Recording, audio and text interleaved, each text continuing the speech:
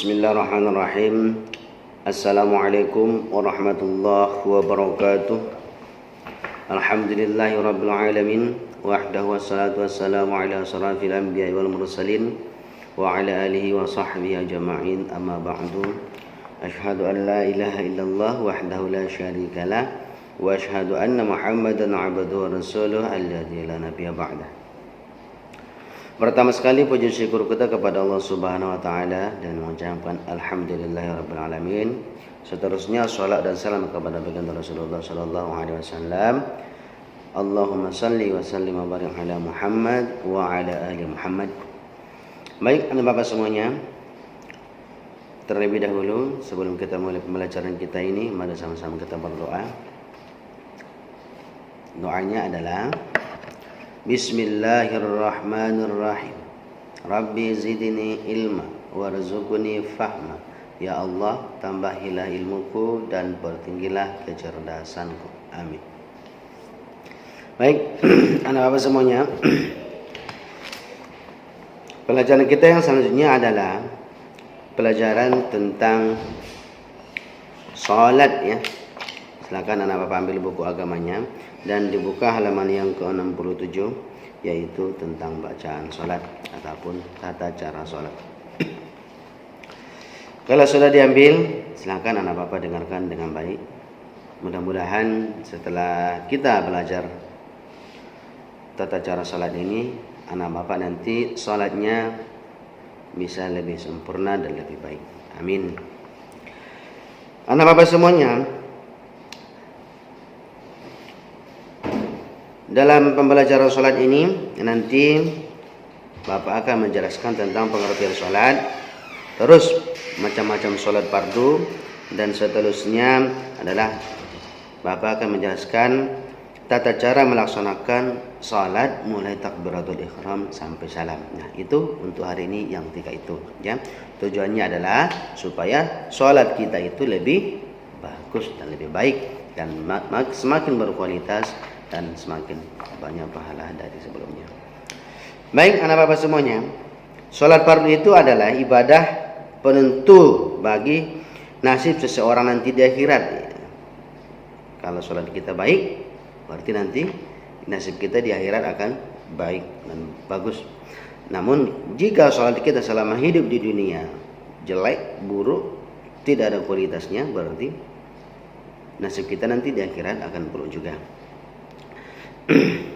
Seterusnya anak bapak semuanya, jika seorang hamba dinyatakan sholatnya itu tidak baik, maka hamba tersebut akan mendapat azab ya. Itu jika sholat seseorang itu baik, maka tentunya manusia tersebut akan mendapat nikmat. Sebagaimana dikatakan Allah dalam Al-Qur'an surat Al-Mu'minun ayat 1 dan 2, qad aflahal mu'minun alladzina hum fi sholatihim khashi'un. Sungguh beruntung orang-orang yang beriman. Siapa orang yang bagaimana yang beruntung itu? Orang yang khusyuk mereka ketika dalam salat. Berarti kita harus khusyuk supaya kita termasuk orang yang beruntung. Selanjutnya anak bapak semuanya, kita harus tahu seperti yang Pak Nur jelaskan di awal tadi, Bapak akan menjelaskan tentang pengertian salat. Salat itu adalah ibadah yang diawali dengan takbir ya, takbir dan diakhiri dengan salam. Dan dalam salat itu nanti ada perkataan, ucapan-ucapan, dan ada gerak-gerakan. Itu adalah salat secara bahasa. Seterusnya anak bapak semuanya, kita itu mencontoh salat kepada siapa? Kita mencontoh salat kepada Nabi Muhammad sallallahu alaihi wasallam, bukan kepada guru ya. Tentu guru itu dari gurunya guru kita sampai terus dari Nabi Muhammad. Dari yang pertama ya, dari Nabi Muhammad sallallahu alaihi wasallam. Poin yang kedua tentang pengertian fardu. Apa itu fardu? Fardu itu adalah artinya sesuatu yang wajib dilaksanakan ya, wajib dilaksanakan. Jadi jika sholat fardu artinya sholat yang wajib dikerjakan atau dilaksanakan. Salat fardu itu hukumnya bagi setiap orang Islam adalah wajib. Jika seseorang itu mengaku bahwa dia orang Islam, bahwa dia orang beriman, dia harus wajib melaksanakan salat.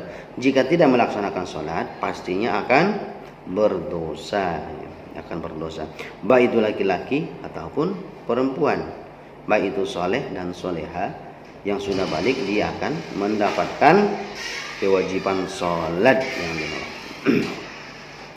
Seterusnya, jika seseorang muslim itu masih hidup dan masih normal akalnya, maka dia wajib melaksanakan salat. Dia wajib melaksanakan salat tetap setiap hari kalau akalnya masih sehat. Namun jika dia sudah gila atau sudah hilang akal, maka dia tidak diwajibkan lagi untuk salat. Ya, berarti bagi orang yang sehat. Anak bapak semuanya, salat itu yang wajib kita laksanakan 5 kali sehari semalam, tidak boleh diwakilkan kepada orang lain. Harus kita sendiri yang akan melaksanakannya. Tidak boleh diwakilkan. Tolong abang, kakak, solatkan. Untuk saya zuhur, tidak boleh ya. Yang disolatkan itu adalah orang yang meninggal. Seterusnya, macam-macam solat fardu itu. Tentu anak bapak sudah tahu macam-macam solat fardu apa saja. Yang pertama ada subuh. Subuh kapan dilaksanakan waktunya? Mulai dari terbit fajar sampai terbit matahari, sekitar jam 5 sampai setengah 7 ya. Itu waktunya. Waktunya sangat pendek. Dan yang kedua adalah zuhur. Zuhur ini 4 rakaat, dia dilaksanakan di waktu siang hari, mulai dari tengah 1 sampai tengah 4 sore. Dan yang ketiga adalah asar. Asar ini ya 4 rakaat, waktunya juga agak pendek sih, mulai dari tengah 4 habis zuhur tadi sampai jam 6 sore. Nah, itu adalah waktu sholat asar. Yang keempat adalah sholat maghrib. Ini yang paling pendek waktunya, mulai dari tengah 7 sore sampai tengah 8 malam, sekitar 1 jam. Rakaatnya ada 3 rakaat. Dan yang terakhir adalah sholat isya. Isya ini yang paling panjang waktunya, yaitu mulai dari tengah 8 habis maghrib tadi sampai nanti jam berapa? Nah, sampai jam 4 ya, sampai jam 4 masih boleh orang melaksanakan sholat isya. Nah, anak bapak semuanya, itu adalah waktu-waktu sholat yang biasa kita kerjakan. Kalau waktunya anak bapak pastinya sudah tahu ya. Cuman kadang melaksanakannya ada yang tertinggal. Kalau dijumlahkan semua rakaatnya itu sehari semalam berjumlah 17 rakaat. Anak bapak semuanya, itu adalah waktu sholat yang biasa kita laksanakan setiap hari. Selanjutnya yang kita kerjakan adalah tata cara melaksanakan sholat itu. Nah, ada tata caranya. Tidak sembarang angkat tangan, tidak sembarang rukuk, dan tidak sembarang sujud. Silakan anak bapak perhatikan dengan baik, dan setelah ini nanti rukuk dan sujudnya itu dibenarkan supaya sholatnya itu semakin sempurna. Yang pertama adalah, coba kita lihat, nanti akan bapak tampilkan gambarnya seperti apa. Rakaat pertama itu berdiri tegak. Nah, berdiri tegak ya. Tegak, tidak boleh duduk. Kalau kita lagi sehat tidak boleh duduk. Ya, tidak boleh duduk. Dan yang kedua itu membaca takbiratul ihram. Jadi angkat tangannya seperti yang pada. Coba anak bapak lihat, lurus ya, tidak sembarangan. Ya, jari-jarinya sejajar dengan telinga, siku direnggangkan dan dari lambung ya, lambung perut kita. Dan yang ketiga adalah membaca doa iftitah di waktu bersedekap tadi. Dan surat Al-Fatihah dilanjutkan dengan membaca surat pendek atau surat adana Al-Quran. Dan yang keempat kita kerjakan itu ruku. Nah, seperti ini kalau ruku, punggungnya lurus, tangannya menghadap, jari-jarinya menghadap ke bawah. Ya, jari-jarinya menghadap ke bawah, punggungnya lurus, dan matanya melihat tempat sujud, jangan melihat kaki. Tempat sujud yang dilihat, lurus ke bawah. Yang kelima yang tidak itu adalah bangkit dari ruku dan kita harus berhenti sambil membaca, kan ada bacaannya. Nah, tangannya juga sama seperti waktu takbiratul ihram tadi. Sejajar dengan telinga, diangkat dari lambung. Dan yang keenam adalah sujud pertama dengan tumaninah harus. Kenapa Pak ada tumaninah? Tumaninah itu adalah berhenti ya, jarak pembeda. Itu rukun. Dan membaca bacaan sujud, lihat kepalanya bagaimana, hidungnya juga harus nempel, jarinya harus diangkat, dan kakinya harus diberdirikan keduanya. Itu yang keenam. Yang ketujuh, duduk antara dua sujud atau bisa disebut dengan duduk iftirash ya. Duduk iftirash, lihat tangan kita waktu duduk itu harus lurus keduanya, tidak boleh lewat dari lutut dan tidak boleh ke paha. Harus pas lurusnya. Dan sampingnya kakinya, anak bapak lihat kakinya itu saat yang kaki kiri diduduki, yang kaki kanan berdiri. Dan yang ke-8 adalah sujud, sama seperti yang tadi. Sujud yang kedua maksudnya ini pada rakaat kedua. Dan selanjutnya sama seperti di awal tadi, baca Al-Fatihah ayat pendek, nah ruku lagi sampai sujud nanti ya. Dan yang terakhir di rakaat kedua itu ada namanya tasyahud akhir atau duduk tawarruk. Nah, setelah duduk tawarruk itu, nah ketika membaca tasyahud akhir nanti ada waktunya mengangkat jari telunjuk. Ya, setelah diangkat di waktu membaca asyhadu alla ilaha illallah ya.